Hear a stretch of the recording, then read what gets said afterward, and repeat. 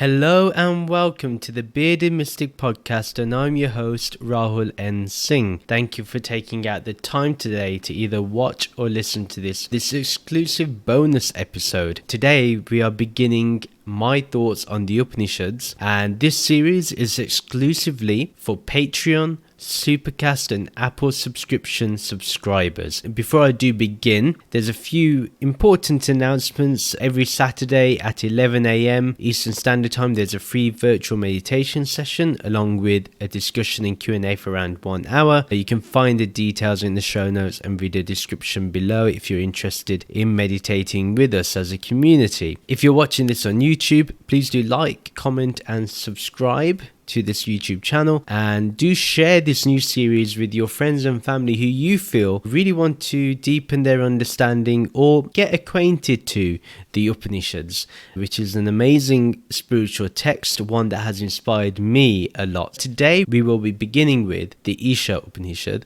and what we will go through is the Shanti Mantra, and we will go through verse 1 to verse 3. The Shanti Mantra is this: Om, all that is complete, and all this is also complete. It is out of completeness that completeness emanates. When completeness is taken out of completeness, it is completeness that remains. Om, peace, peace, peace. Purna, or what has been termed here as completeness or complete, it can also be defined as fullness or perfect or even the infinite. For example, you can say Om, all that is full, and all this is also full.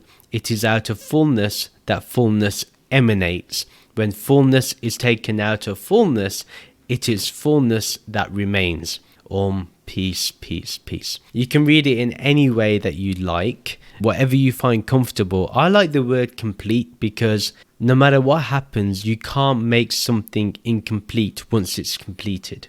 For example, once you complete a game, yes, you can restart the game, but your game is now complete. It cannot become incomplete. That's why I really like the word, and I think it's a bit better than perfect, because perfect has certain connotations which we may not be comfortable with. The essential understanding here is that Brahman is complete and is full.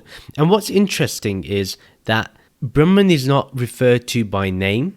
It's literally referred to as it or that or this. That's really interesting. The only real in this is the formless awareness. That's the only thing that's complete. That's the only thing that even if you take anything away from it, it still remains as it is. It doesn't change in any way. We can understand that that which is changeless is the only thing real, and the only thing that is complete is the only thing that is real, because there can be no change in what is complete.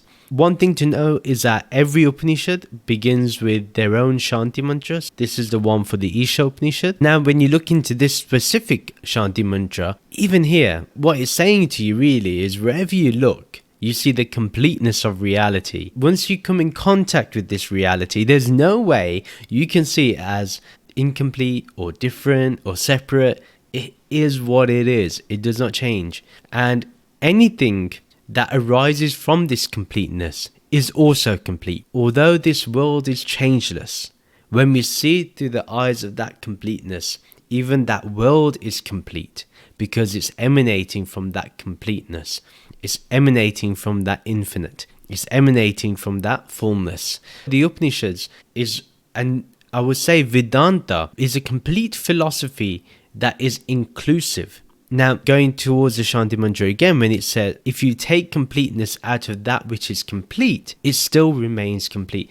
That is amazing. Think about it. If you take fullness out of that which is full, it still remains full. Imagine the vastness, the infinite nature of what Brahman is. Imagine that. No matter what you take from this formless, it will always remain full. No matter what happens to your life, that always remains full, and your life is always full. These are subtle points. This integrated message that is given in the Upanishads is very, very deep, and this is why this is a Patreon exclusive, because what's covered in here is very difficult for us to talk about in a normal sense. You could say that these teachings are only for a select few. And only a select few can understand the purity of what is said here. If we look at the Shanti Mantra, it ends with Om Shanti Shanti Shanti, or Om Peace Peace Peace. Now, why is Shanti repeated 3 times? This is the end of the preview for my thoughts on the Upanishads. To listen more, do subscribe to either the Patreon page or to Supercast or to the Apple podcast subscriptions. Thank you very much for listening. Do follow me on social media to keep getting updates. You can join the Bearded Mystic Podcast WhatsApp community group to continue the podcast discussion. The details are in the show notes and video description below. Please do rate and review the podcast on our website, www.thebeardedmysticpodcast.com. Please do like and comment on this video and subscribe to the YouTube channel. Please follow and subscribe to this podcast on your favorite podcast streaming app.